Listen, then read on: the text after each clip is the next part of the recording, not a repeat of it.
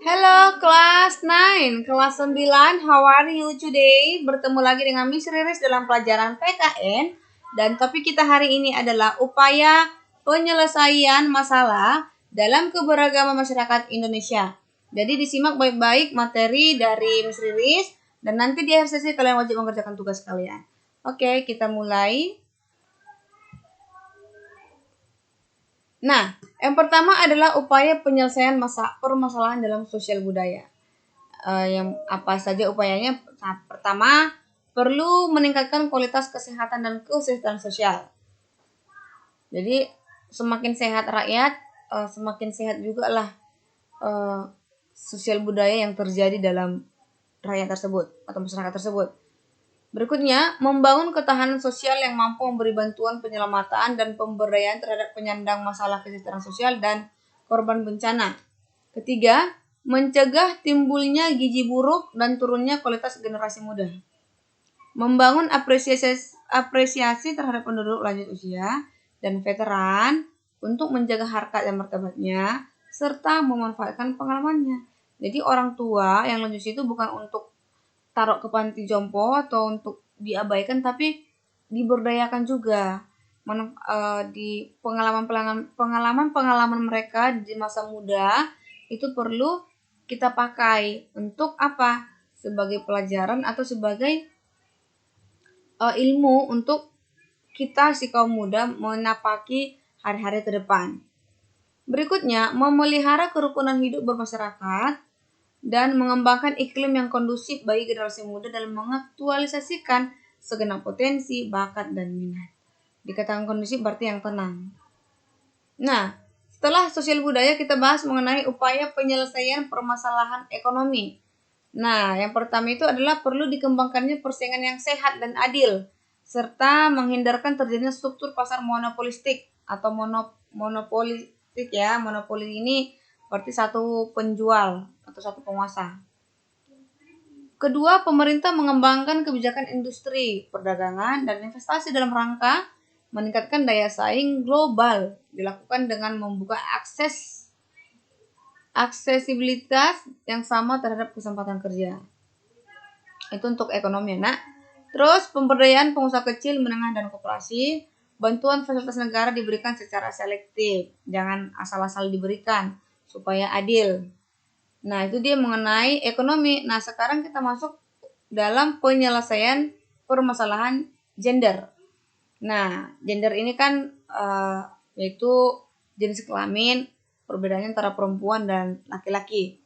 Nah, terkadang kenapa gender ini perlu dibahas? Karena dari dulu perempuan itu dianggap adalah yang kedua atau yang ditemakan itu selalu adalah laki-laki. Nah, namun tidak lagi demikian karena sudah ada HAM dan sudah semakin banyak masyarakat paham mengenai betapa pentingnya harmonisasi antara pria dan wanita atau kesetaraan di antara pria dan wanita.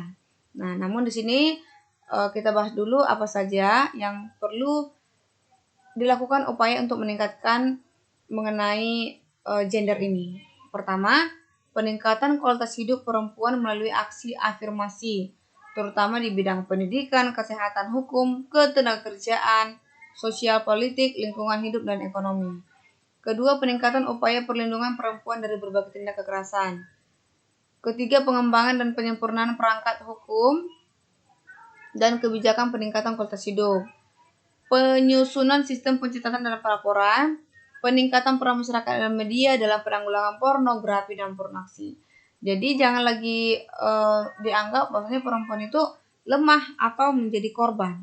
Justru perempuan itu harus diberdayakan dan perempuan ini memiliki pengaruh yang cukup besar karena perempuan ini juga semakin hari semakin menunjukkan adalah perempuan-perempuan yang mandiri dan yang bisa mengambil kebijakan untuk membantu pemerintah bahkan keluarga-keluarga dalam hari-harinya.